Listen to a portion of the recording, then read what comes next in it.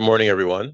It is my absolute pleasure to welcome Dr. Mohi Kira as our visiting Grand Round speaker. Dr. Kira is a professor and F. Brantley Scott Chair in Urology at Baylor College of Medicine and internationally recognized leader in men's health, including testosterone therapy, sexual medicine, and male infertility. He is past president of the Sexual Medicine Society of North America and a pioneer in education, having established the first men's health fellowship specifically designed for advanced practice providers.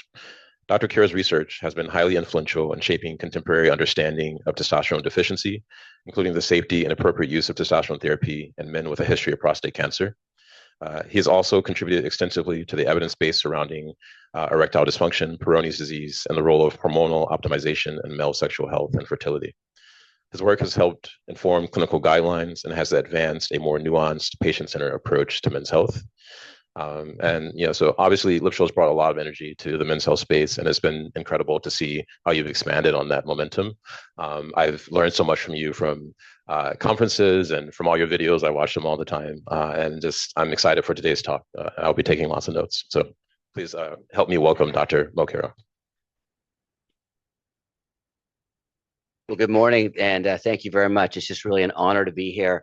I just want to thank John and Ben for this invitation. It's been very kind. When I was a fellow and I was a medical student, you always think about UCSF as a powerhouse. You have Makadich and you have Baskin and you had Peter Carroll. I mean, it was just a powerhouse and still remains one of the biggest powerhouses in urology in the country. But if you take it even deeper, it's actually one of the best programs in the country when it comes to men's health. I mean, you have no idea how deep this program is. Most programs, a lot of programs don't have any men's health, infertility, or sexual medicine. Two of my mentors, Ira Shartlip and Tom Liu, I still call them today if I have any questions. And they are just rock stars. They're literally like the godfathers of men's health and sexual medicine. You have Jim here, who's really just world-renowned in fertility, and what an amazing resource for all of you to have here. It's amazing. Alan Shindell, who's really been a rising star in the SMSNA. He will be president of the SMSNA one day. He's the chair of all our guidelines, not many guidelines. He's just internationally recognized. And then we have John, who is our rock star fellow and is just killing it out here. So you should be very proud and very fortunate to have such a depth of knowledge to be able to have all these resources. So please tap into that. But I'm very proud of your program and congratulations, really am. So my disclosures, I am a consultant for companies that make testosterone products, and I was on the steering committee for the Traverse trial, which I'll be discussing today. If you prescribe testosterone, there are 5 controversies that you have to know about. The controversies are oral testosterone, the indications for testosterone therapy, testosterone and the prostate, testosterone and cardiovascular disease, and testosterone and fertility. And we're going to go through all 5 of these today. So let's start with the first one. Patients come to me and say, hey, doc, how new is this drug? I'm very concerned it's going to hurt me. I said, Mr. Smith, it was first synthesized and used in humans in 1935. We've been using this drug for decades. In fact, in 1935, Rusica, the first type of testosterone he made, was an oral testosterone. But when Rusica made that oral testosterone, the problem was it kept on getting degraded by the liver. So he methylated it at the 17-alpha location. Now, the problem when you methylate testosterone is it causes hepatotoxicity. So yes, it did not degrade, but many patients had hepatotoxicity, liver cancer, elevated LFTs, so it was a problem. It wasn't until the 1970s when a drug came out called Andriol. Andriol was testosterone undecanoate, so oral testosterone endecanoate. Why is that important? Because undecanoate bypasses the liver and goes into the lymphatic system. So no more hepatotoxicity, no more elevated LFTs. The only issue is you got to take it 3 to 4 times a day with a fatty meal. This is a schematic looking at bypassing the liver, going into the lymphatics and into the bloodstream. So if you look at this here, you look at patients who take this with food, you get a very nice absorption. If you're fasting and don't take any food, essentially you get 0 absorption. So you have to have a high fatty meal with these initial oral testosterones, but no elevation in LFTs. So that's great. No elevation in LFTs. But here's the problem. This came out in 1970. It was available in Canada and Europe, and I'd go to Australia, always available throughout the world. US never got testosterone undecanoate until 50 years later, until 2019. So our first oral testosterone in decanoate was called Jatenzo, and now we have Tilando and Kysotrex in 2022. So all of us in this room now can prescribe 3 oral testosterone products if we want to. Now, there's a little bit of nuances here. The first, Tilando, there's no titration. It's just one dose. Either it works or it doesn't. If it doesn't work, you move on, right? Covered by insurance. Kysotrex is the only one that's cash only. It's about $200 a month, no insurance coverage. And then Jatenzo is cash and it's titrated as well. So I just want to show you a little bit of these PK curves. When you give oral testosterone, the new ones, you don't have to give it 3 to 4 times a day. You actually just have to give it twice a day. And typically the package insert says to give it at breakfast and at dinner. I don't like that. I give it at breakfast and at lunch because you superimpose the second curve onto the first curve and you really mimic the diurnal variation. So the levels are good during the day, they're low at night. So we go breakfast and lunch, and it tends to work very, very well. One of the best parts about the oral testosterone is that I think it has the best safety profile. All testosterone products cause hypertension. How do they cause hypertension? They cause sodium retention, right? And so they all cause hypertension. But the orals tend to have the least amount of hypertension. It's about 5 millimeters of mercury systolic. So it's actually good. In the other part, they have the least rate of erythrocytosis. So remember, if you have someone on an injectable, the erythrocytosis rate's 64%. If you have a pellet, 35%, a gel, 12%, the orals are 5%. So if someone's getting erythrocytosis, one of the best things you can do is just switch them from an injectable to an oral, and you drop the erythrocytosis rate, which is very helpful. And don't forget that if you do have someone on testosterone who has recurrent erythrocytosis, please remember to screen them for sleep apnea. Almost up to 50% of them can have occult sleep apnea. Even if they look thin, you screen them for sleep apnea. Okay, so that was the oral testosterone. I want to talk about indications for use. And this is what the FDA puts out is what are the indications for use? So in 1981, they did something called class labeling changes in all the package inserts. And if you read the indications for use, and this is in all the package inserts, androgens are indicated for replacement therapy in conditions associated with deficiency or absence of endogenous testosterone. And they list conditions like primary hypogonadism, like a testis tumor. They list secondary hypogonadism, like, pituitary tumor. Nowhere do I see the word erectile dysfunction. Nowhere do I see the word low libido. That's not listed here on the indications. So if my 65-year-old man comes in with low energy, low libido, and low T and has no medical problems, I'd say, well, at least it's idiopathic and he's on label. It's idiopathic. Well, the FDA actually disagrees. So back in 2015, the FDA said that they caution that prescription testosterone products are only approved for men who have low testosterone levels caused by certain medical conditions. So what does that mean? They took the exact same label. Here's a label I showed you earlier, and they made one change in 2015.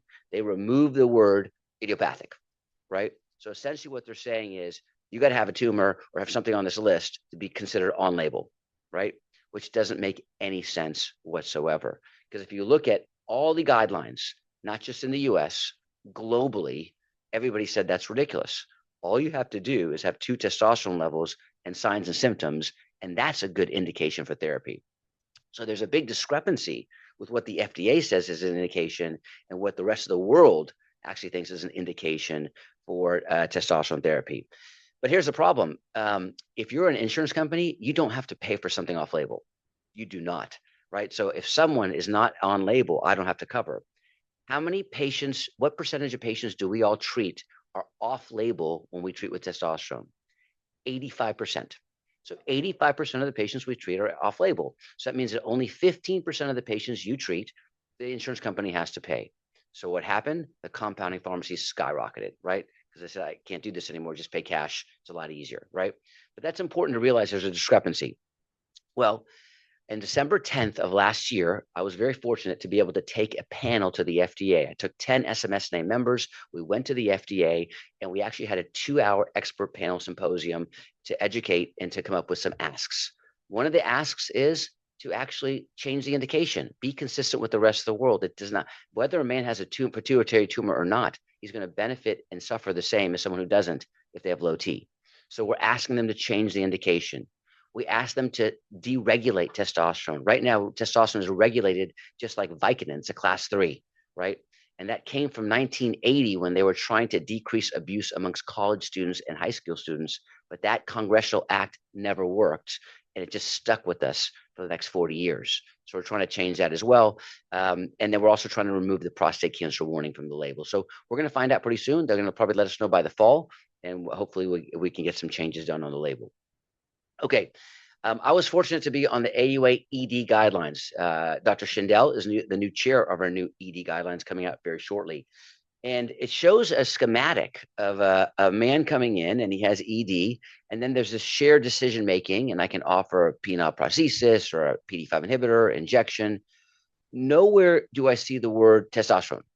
Testosterone is not listed as a treatment option for men with ED. But when we made these guidelines, if you read carefully in the manuscript, we ask you to check a testosterone. So what are the 3 things we put in there that you need to check? Hemoglobin A1C, lipids, and a testosterone. Every man who walks in with ED gets all 3 of those. So why did we ask you to check a testosterone level in men if it's not even listed as a treatment option? The reason we ask you to do this is because the data suggests that the PD5 inhibitors are much more effective in a eugonadal patient. That was strong evidence.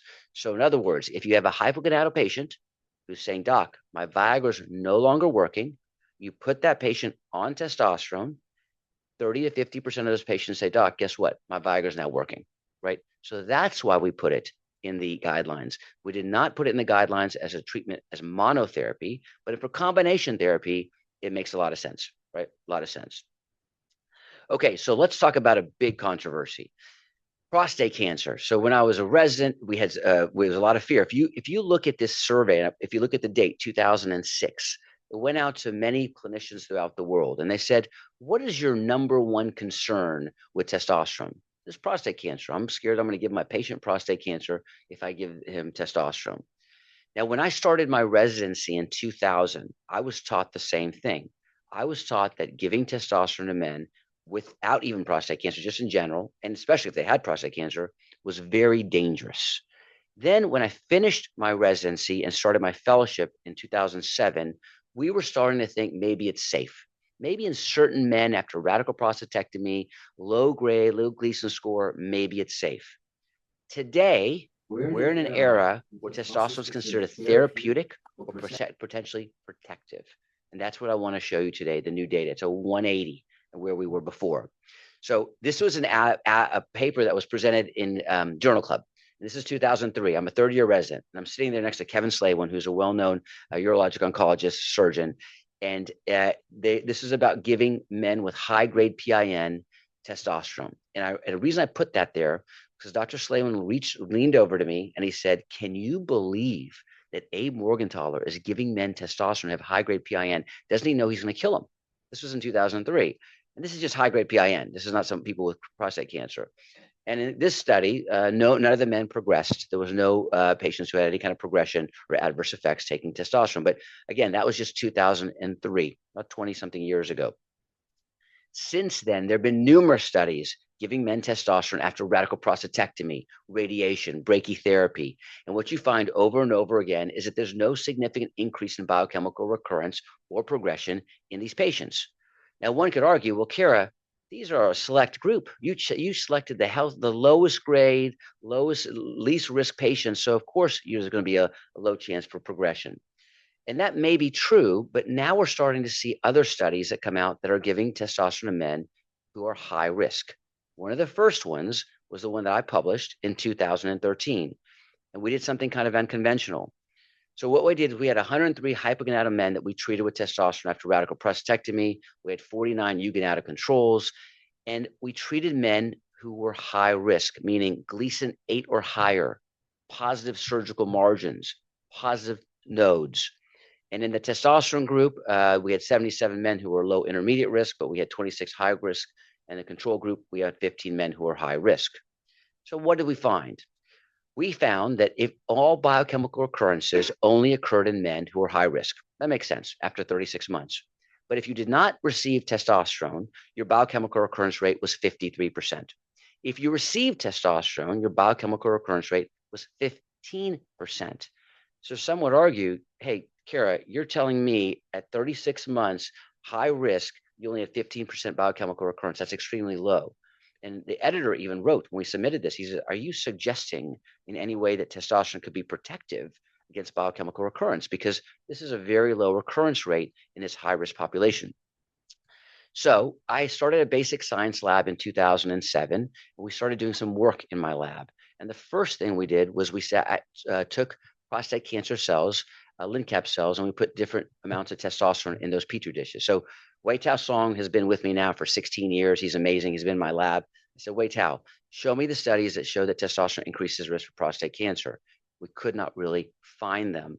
What we did is we took petri dishes with testosterone, prostate cancer cells, and we put different amounts of testosterone in each one of the petri dishes.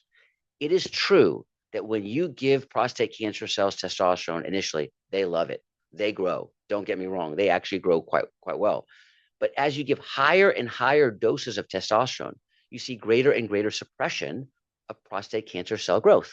So we called this the inverted U. Maybe castrate is good. Maybe eugonadal is good, but the hypogonadal range is the danger zone, right? That may be the danger zone. So here again, you can see A, B, and C. A is where we have no testosterone. B is where we start adding low dose of testosterone. And C is where we start adding higher doses of testosterone. And again, you see the same concept of this inverted U. So then I said to Wei Tao, let's do this in vivo. Let's look at some animal models. So we took 200 mice. We divided them into normal controls, orchiectomy plus low dose testosterone to try to create a hypogonadal range, and orchiectomy plus high dose testosterone. And we injected LINCAP cells on the back of the mice, and we followed them for about 3 months, and we looked at the tumor size and the testosterone. So here we are, we actually used conventional testapel. We just put it underneath the skin, and then we would inject the LINCAP cells on the back, and we'd measure the growth of the prostate cancer on the back, and we'd measure it. And what did we find? We found the exact same thing. We found that if you do an orchiectomy, you actually significantly decrease tumor incidence rate. No question. You do an orchiectomy, you drop the tumor incidence rate. You give low dose testosterone to these mice, they love it, and the prostate cancer grows. And then you give higher and higher doses of testosterone, you see greater and greater suppression of prostate cancer cell growth. Once again, this inverted U. And personally, I actually believe in this. In other words, if I had a radical prostatectomy and I had prostate cancer, I'd say either castrate me or put me in the eugonadal range, but do not keep me in the hypogonadal range. I think the hypogonadal range is the danger zone. Others have shown this clinically as well. So Stacy Loeb did a nice registry study. It was out of Sweden, 284 patients with prostate cancer, almost 1,400 controls. She didn't find any association between testosterone and prostate cancer. Actually, patients who received testosterone had a lower risk of aggressive prostate cancer. And the conclusion was that decreased risk of aggressive prostate cancer was a novel finding and warrants further investigation. What about Tom Allering's group? He's looking at patients after a radical prostatectomy, 850 patients who underwent a RALP, 152 patients, low risk, no evidence of disease. Median follow-up was 3.5 years. If he gave men testosterone after a radical prostatectomy, the biochemical recurrence rate was roughly 7%. If he didn't give him testosterone, the biochemical recurrence was roughly 12.6%. So patients on TRT were 54% less likely to recur. And if they did recur, it actually delayed it by 1.5 years. Very interesting concept, using testosterone to help delay biochemical recurrence in men who are hypogonadal. Interesting thought. Today, I want to completely change the way you think about testosterone and prostate cancer. And I want to bring up 4 novel concepts. I want you to think about testosterone as a biomarker, and a treatment option for prostate cancer. I'm going to give you 4 examples I think are very important. The first one is, I want you to think about low testosterone as a biomarker for someone who could have a prostate cancer. I want you to think about low testosterone as a predictor of who will progress on active surveillance. Low testosterone is a risk factor for biochemical recurrence after radical prostatectomy. And finally, testosterone therapy as a treatment for metastatic prostate cancer. So let's look at these 4 very carefully. Everyone in the room, I hope, knows that PSA is a bad test. It's not a great test. It came out in the early 1990s. And if you look at it, if you look at the positive predictive value, it's about 37%. The negative predictive value, about 91%. It's not a great test. But what did we do as a community to solve this poor sensitivity problem? We started coming out with tests that such as PHI, 4K, PCA3. Why did we use these tests? Because look at the sensitivity, right? The sensitivity skyrockets. So if I use these tests with the PSA, I actually now have a better sensitivity and specificity ability to predict who has prostate cancer. And these tests can be quite expensive. You look at the PHI, it's about $750. The sensitivity is pretty good, 90%, specificity about 30%. I want to introduce you another biomarker that you can use to help predict who may have prostate cancer, and that's simply just a testosterone. The sensitivity is about 82%, specificity about 62%, and the cost is about $39. I'll give you one of many examples. So this is a study that analyzed testosterone to PSA. It was basically a ratio predicting who may have prostate cancer. 104 men, normal PSA levels that came in. And what they found was that the sensitivity and specificity, if you use that ratio, was 82% and 62% respectively. The key point is this. Many of you, I don't know if you've heard of the prostate saturation model. We believe that the prostate saturates at a certain point, and I think it's roughly around 250 nanogram per deciliter.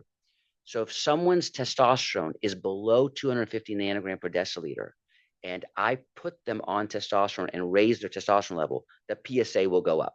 It will go up, right? Once the prostate saturates, and everyone's different, maybe 250, 270, the prostate doesn't care how high you raise the testosterone. It's done. So I can raise that patient to 3,000 on testosterone. PSA will not move at all, right? So what I'm telling you today is that those men who come to your clinic who have a low testosterone of 150, let's say, and the PSA is 2.9, that PSA is not 2.9. It is underestimated. And when you put that patient on testosterone supplementation, only then will you see their real PSA, right?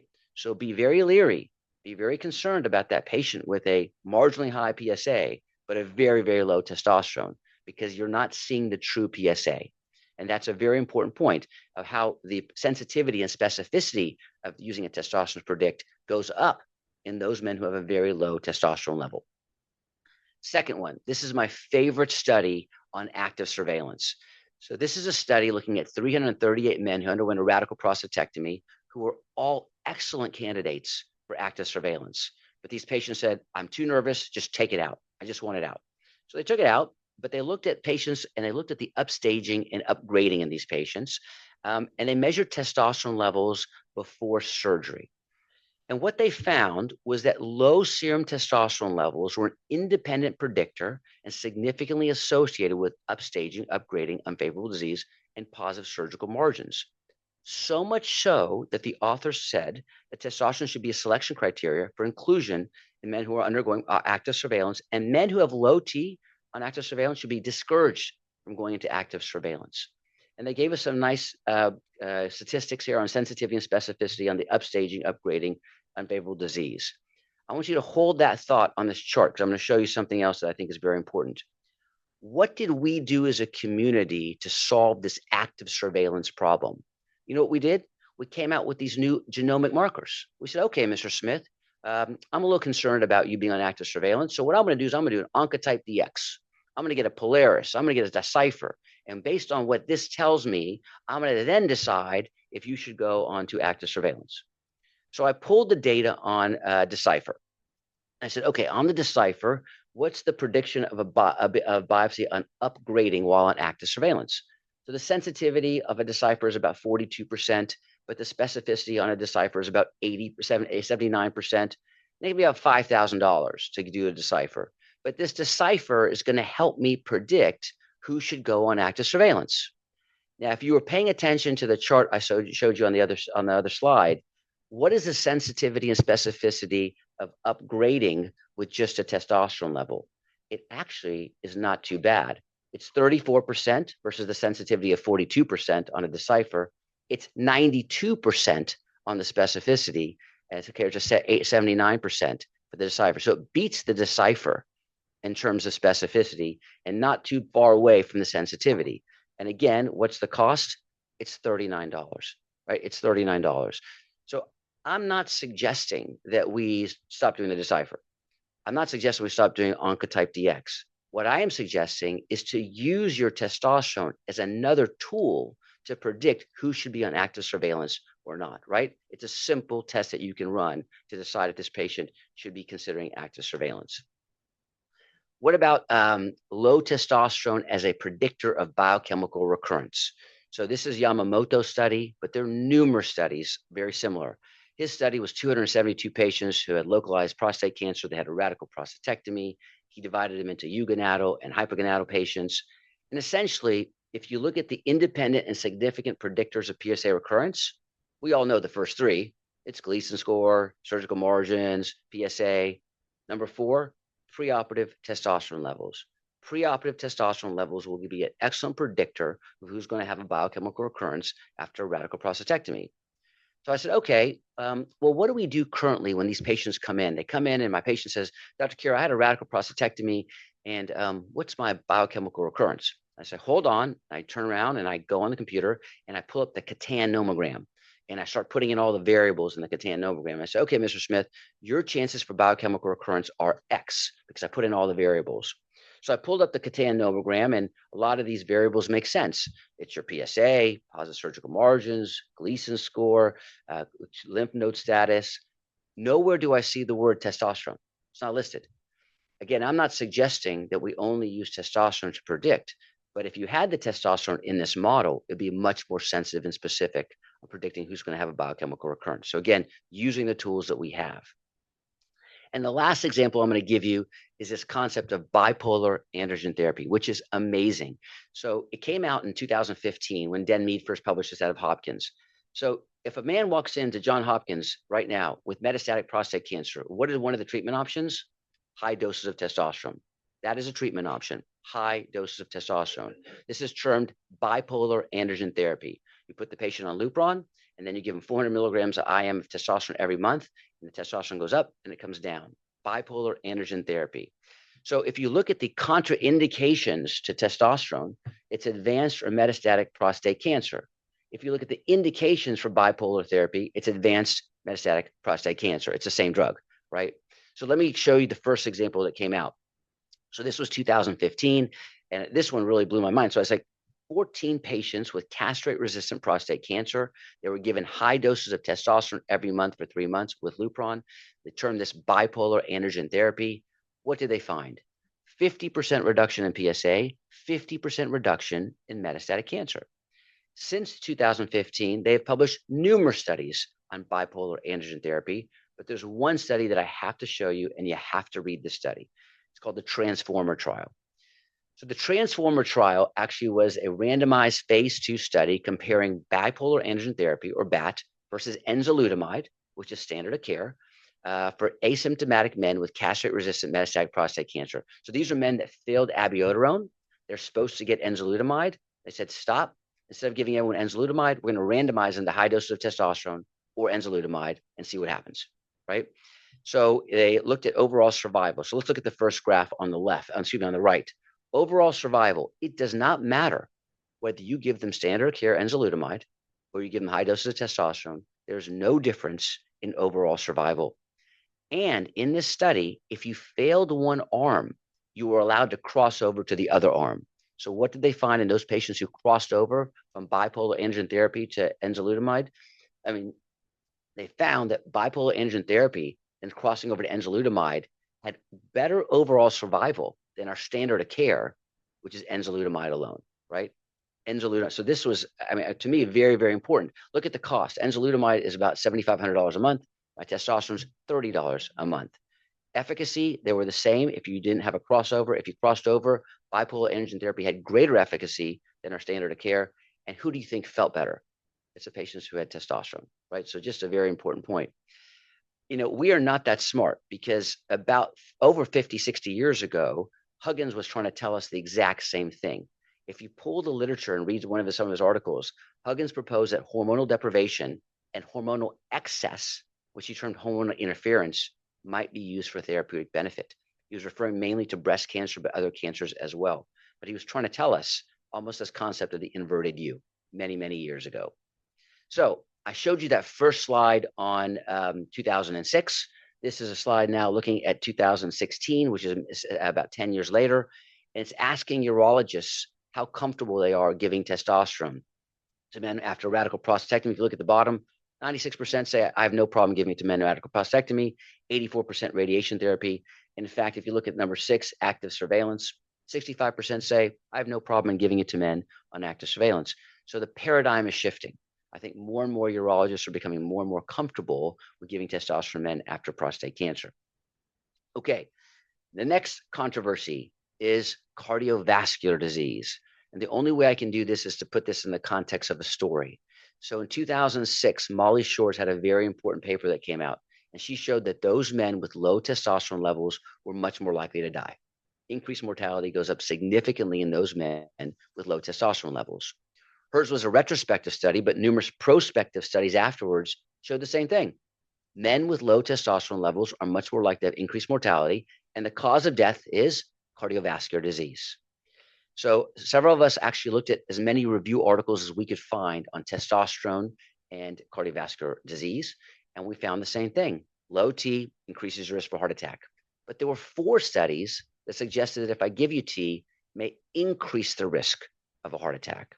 Now, I don't have the time to go into these 4 studies, but suffice it to say that there's significant limitations, retrospective database searching studies, no control group. And they suggested that testosterone may increase cardiovascular risk. So when the FDA looked at this in 2015, they said, look, we want to change the label. And we're going to change the label in 2015 and say that there's a potential risk for cardiovascular disease, even though the other 200 studies said that there was no increased risk. But based on this, they said, we want to put this on there. And if you want to take our warning off the label, you're going to do a large study. And that large study is called the Traverse trial. It's going to cost you over $600 million. It's going to be 6 years. It's going to be 5,246 patients. And if you don't do it, we're keeping this on the label saying that testosterone may increase the risk of heart attack. So what did we do? We did the study, right? So there were 2 urologists, myself and Dr. Ian Thompson. We had 4 cardiologists, 3 endocrinologists, and we actually started our study, first patient in 2018, in May. Our last patient was enrolled in February of 2022, and this is called the Traverse trial, the largest randomized placebo-controlled trial ever published in men with testosterone. And men were between the ages of 45 and 80. You had to be sick in order to be in my trial. In other words, you had to either have cardiovascular disease or risk factors for cardiovascular disease. Low testosterone, less than 300. Mean duration of treatment was 22 months, and mean follow-up was roughly 33 months. So again, you either had a pre-existing cardiovascular disease, or you had to have 3 of these cardiovascular risk factors in order to be in the trial. We randomized these men 1-to-1 testosterone gel versus placebo, and if we gave them questionnaires all the way throughout. And if you look at the primary, secondary, and tertiary outcomes, I'll just summarize them for you. The primary outcome is very simple. It's the time from first occurrence of any component of MACE, MI, stroke, or death due to CV causes. I wanted to see how many people had a heart attack or a stroke when we gave them testosterone. Secondary and tertiary are secondary is anyone who had a cardiac procedure, like a CABG, and tertiary is anyone who had a VTE, pulmonary embolism. Because we had the opportunity, we wanted to also study prostate cancer. So we have secondary and tertiary as not only prostate cancer, but we gave every single one of these 5,246 patients an IPSS questionnaire because we wanted to see if BPH got worse as well. We also had 5 other secondary outpoints: sexual function, depression, bone fracture, diabetes, anemia. So this is the baseline characteristics: roughly 63 years of age, BMI was 35, starting testosterone was roughly 220 in both groups. And it was nicely split between pre-existing cardiovascular disease and increased cardiovascular risk factors. If you scroll down and you look at diabetes, hypertension, dyslipidemia, very high in both populations. So here are the 2 take-home slides. The first is when you give men testosterone, you do see a significant increase in testosterone levels versus placebo. But the most important slide, if you look on your right, there's no increased cardiovascular risk in those men taking testosterone versus placebo. It's over. Testosterone does not increase the risk of heart attack in men taking testosterone. Now, if you look at secondary endpoints cardiovascular, there was no increased risk in CABG or cardiac procedures, but there were 3 surprises that I got. Here's the first surprise. there was a slight increase in pulmonary embolism. And the difference was 0.5% versus 0.9%, and it was statistically significant. Now, it was not an endpoint. The endpoint was VTE, right? This is looking at a subset of that group, but it was not an endpoint. There was a follow-up study. Remember, we did this during COVID, right? That was a big portion of this time. In the follow-up study, when we removed men who had COVID, there was no difference, right? But in either point, if a patient says, I heard there's increased risk in PE, I don't deny it. I said there was a difference of 0.4%, but it was there, right? The other two surprises I got was that there was an increased risk in atrial fibrillation by 1%, statistically significant, and an increased risk in acute kidney injury, 1%. Now, these were not adjudicated. So we had numerous sites throughout the country. If they just checked the box, we said, okay, fine, we'll go with it, right? They're not adjudicated. The PEs were adjudicated. So again, if a patient says, I heard it might be an increased risk for atrial fibrillation, there could be about 1%. But again, I think it's important to realize what the findings were of the TRAVERSE trial. Quickly, I do want to tell you what the other sub-studies showed. Remember the prostate cancer subset. Now, this is looking at 5,246 patients. And what we found, no increased risk in prostate cancer, no increased risk in high-grade prostate cancer, and also very importantly, no worsening of BPH symptoms, right? No worsening of LUTS.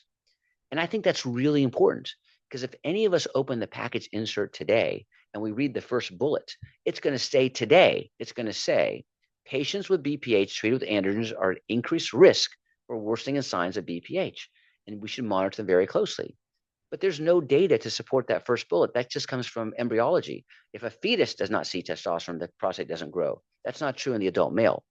In fact, if you look at every study I could find, this is a nice review by DeLay and Kohler, and you look at the right-hand column, every study they could find on testosterone BPH, testosterone does not worsen BPH symptoms, and in many studies actually improves BPH symptoms if you treat them long enough, because testosterone is a very strong anti-inflammatory for the prostate. So again, it does not increase BPH. The other one was the sexual symptoms. And so this is a sub-study looking at the outcome was looking at change in sexual activity. And we also gave the IIEF, improvements in erectile function. So what do we find? There was a significant improvement in libido. That's true. And significant improvement in sexual activity, but it did not improve erectile function as monotherapy. So giving T as a monotherapy did not improve the IIEF score. That's very consistent with what I showed you on the ED guidelines as well. Testosterone as monotherapy is not a strong treatment, but it does significantly improve libido.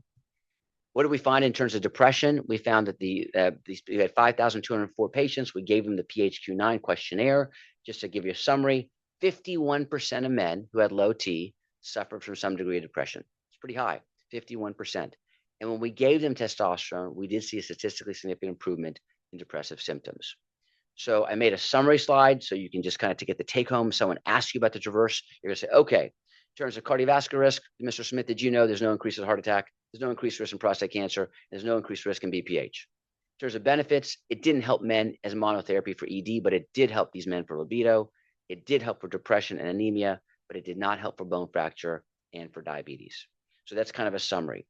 Now, when my last study came out in 2023 on this, the TRAVERSE, I was worried that maybe the FDA would not remove the label, and the FDA was actually quite quiet for many, many years. But on February 28th, 2025, the FDA announced that they're changing the label. They're taking off the cardiovascular risk now. So it was 10 years later when they first put it on. So 10 years later, they decided to move it, and they're actually adding the results of the TRAVERSE trial to all the package inserts now of the of all the testosterone products. So I think this is a big win for us. It was a lot of work, but again, it's off the label and there's no black box warning on cardiovascular risk. And then I will give you now the last controversy is fertility. And it comes up quite a bit. This was a survey that went out to urologists. This is AUA members. And they asked them, would you give testosterone to men who are actively trying to conceive? 25% of urologists, the experts in male infertility, would give men testosterone who are actively trying to conceive, which is a problem. If you remember the physiology, GnRH is secreted from the hypothalamus, the pituitary secretes LH and FSH. LH has an L in it, so it goes to Leydig cells. FSH has an S in it, so it goes to Sertoli cells. There's a feedback, and the testosterone feeds back and kind of shuts the system down. What do you think happens when I give someone exogenous testosterone? I shut them down. I shut down their LH, I shut down their FSH, I make them, they can become infertile, and you shut down their endogenous production of testosterone. One of the still most commonly quoted studies was the old WHO study in 1990, where they gave men 200 milligrams of testosterone every week, just 200 milligrams of testosterone every week. 65% of these men are azoospermic at 6 months, 65%. And if you look at recovery, they say 84% of men recovered. Now, this is the problem I have. You go to these clinics, they give you testosterone. The man starts out at 80 million per ml. He goes to zero. They say, Mr. Smith, don't worry, because if we stop, we know that a lot of you will recover. But that doesn't mean you're going to recover to baseline, right? If I'm 80 million, I go to zero and I recover to 20 million, I'm 1/4 as fertile as I was before I started. So I'm not asking about how many recover. I want to know what's the percentage of recovering back to baseline, right? That's what I'm asking. And those numbers can be variable, right? This case was 46% at 6.7 months. But your question is, how many recover back to baseline? Now, there are only 3 things in terms of meds that I can give. Patient comes in, he's young. I say, Mr. Smith, I'm not going to give you testosterone because you're 29 years old, but I will give you a medication to make you make testosterone. That's safe, and it will increase your fertility. I only have 3 options. I can give you an aromatase inhibitor, I can give you HCG, and I can give you SERMs. I really don't use aromatase inhibitors that much unless the patient already has a very high elevated LH and FSH, like a Klinefelter's patients. But in that case, the other mainly 2 I use are HCG and SERMs. We've done a lot of work with SERMs. My mentor, Dr. Lipschultz, has really done a tremendous amount of work in this field. And what we're finding now is that if you give the HCG prior to starting testosterone supplementation, you can actually prevent the infertility. This is Taylor Cohn's work, so I'm just going to show his work. He actually just submitted for publication. These are men receiving testosterone and HCG. On the left, on the right, you see just men getting testosterone alone. And the take-home message is that if I give testosterone alone, 81% of these patients over the course of 6 months will become azoospermic. Only 7% become azoospermic if I give them HCG. So it's a protector. It protects endogenous access. So again, if you're going to have a young patient who takes exogenous testosterone, give them the HCG to protect them.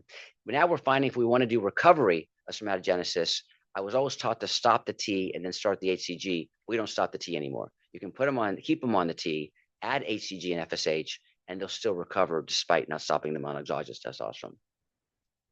We do a lot of SERMs as well. The most commonly one is Clomid. So I'll show you that physiology one more time. I didn't tell you, but there's also a negative feedback with estrogen, right? So estrogen also feeds back on the loop. And when estrogen feeds back on the loop, it shuts down the axis as well.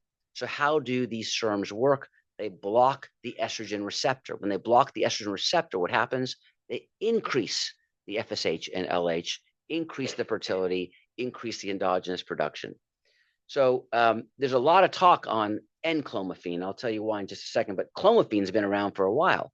We use it for women since the 1960s to help them ovulate. The problem with clomiphene is it has 2 isomers, and one's a bad one. It's called zooclomid. And then there's a good isomer, the trans isomer. It's called N-clomid. And zooclomiphene actually has a long half-life, has a greater estrogenic effect. N-clomiphene, shorter half-life, less estrogenic effect. And back in about 2015 or 2010, roughly around that time, there was a company that was trying to get this product called, the company's called Repros. They were trying to get it through the FDA as a treatment for men for infertility, and they couldn't get it through. But the drug back then was called Androxyl. But I do like N-clomiphene quite a bit. I'll tell you why. So back in 2003, there was a national shortage on Clomid. You couldn't get it anywhere. And I had over 100 patients on Clomid. So I called my compounding pharmacy and I said, can you make me N-clomiphene? And we switched many of these people from Clomid to N-clomid. But I said, this is a great opportunity to study them. Let's give them all questionnaires. Let's check the blood and let's see what the difference is on these patients. So these are 66 patients that were switched to N-clomiphene. And what we found is that those patients who are on N-clomiphene tend to get greater levels of testosterone, but it wasn't statistically significant, less estrogenic effects, and they had better side effects. And let me explain why. The way Clomid works, it blocks the estrogen receptors in the brain. Men need estrogen for libido and sexual function, period. And when you shut down the estrogen receptor, many of these men on Clomid say, look, I know my T's 800, but I don't feel it. You stop the Clomid, you put them on exogenous testosterone, get them back to 800. He says, okay, now I feel it. How many men do you think get what I call this discrepancy effect? I used to think it was 40%, but our studies suggest that it was roughly 33% get decreased libido on Clomid. 33% will get decreased libido on Clomid. But on the N-clomiphene, it was only about 8.6%. So N-clomiphene to me has better side effect profile, less of an effect on libido, and has less estrogenic effect as well. So the only issue is N-clomiphene is not commercially available. It's compounded. So when you use Clomid, you're using an FDA-approved product that's off-label. When you use N-clomiphene, someone's making it in a back room. It's not FDA-approved, and you're handing it to your patient. So really need to make sure you understand what you're doing when you're giving them N-clomiphene and who you're getting it from. We started noticing something very interesting with the oral testosterone. When I give patients oral testosterone, they don't have a complete suppression on their LH and FSH, right? Which is very interesting because when you give exogenous injectables, the LH and FSH should go down less than 1. But on the oral testosterone, the FSH and LH does not go down completely. So we started a study at Baylor, and we're actually almost done, where we're giving oral testosterone. We're getting 6 semen analyses on these patients at the beginning, the middle, and the end. And what we're finding is that you're not seeing a complete suppression in spermatogenesis. Now, I want to be fair. It's about 20 to 30% do get azoospermic. So it's not 100%. But 70% of these patients are actually maintaining their spermatogenesis despite giving them exogenous testosterone. So when you counsel patients, even if you're giving them T and HCG, if you're giving them oral, never say it's 100%. It's less likely to take a hit on your sperm production. But the oral, I think more studies need to be done. This is a very, very interesting field of research. And then I don't have time to go into my favorite topic about lifestyle modification, but I really believe that the 4 pillars, diet, exercise, sleep, and stress reduction, are probably the most powerful tools and pills we have on the planet, right? Diet, exercise, sleep, and stress reduction. Every single one of us, including myself, can do better on all 4, right? Seriously. But as weight loss has a profound effect on serum testosterone levels. If a man loses just 10% of his body weight, he'll gain 85 nanogram per deciliter. If he loses 15% of his body weight, he actually has 270 nanogram per deciliter increase in serum testosterone levels. So again, one of the best ways to increase the serum testosterone is lose weight. And with the GLP-1s, we're seeing sustained weight loss with higher T levels. So in conclusion, oral testosterone appears to be effective and safe with minimal increase in hematocrit and blood pressure and no hepatotoxicity. The majority of men being treated today are being treated off-label, roughly 85%.